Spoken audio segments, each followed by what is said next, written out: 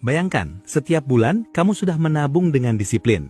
Gaji masuk, sebagian langsung disisihkan. Tapi setelah bertahun-tahun, jumlahnya terasa begitu-begitu saja. Sementara harga barang terus naik. Akhirnya muncul pertanyaan, gimana caranya biar uang ini bisa berkembang? Banyak orang mulai dari titik yang sama, ingin berinvestasi tapi bingung harus mulai dari mana. Ada yang bilang deposito itu aman.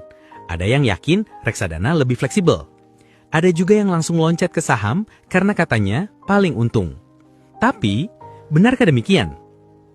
Dalam dunia keuangan, tidak ada satu instrumen yang cocok untuk semua orang.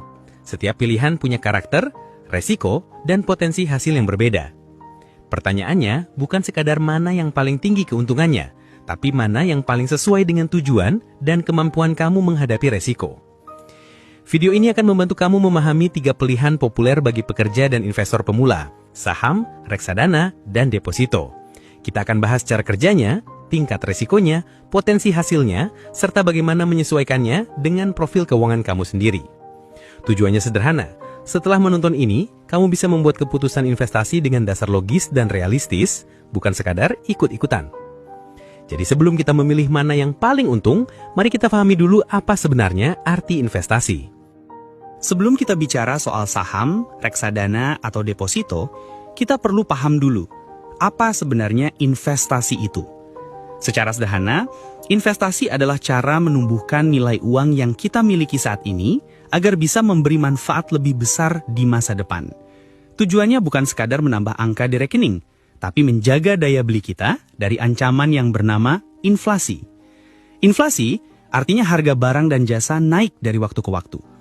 Mungkin terdengar kecil, 3% atau 5% per tahun, tapi efeknya besar. Kalau gaji kamu tidak naik secepat inflasi, dan uangmu hanya diam di tabungan dengan bunga 0,5% per tahun, artinya nilai uangmu sebenarnya berkurang setiap tahun. Inilah alasan kenapa investasi penting, terutama bagi pekerja. Kita bekerja keras untuk mendapatkan penghasilan, dan investasi membuat uang hasil kerja itu ikut bekerja untuk kita. Tapi, tentu, semua investasi datang dengan risiko.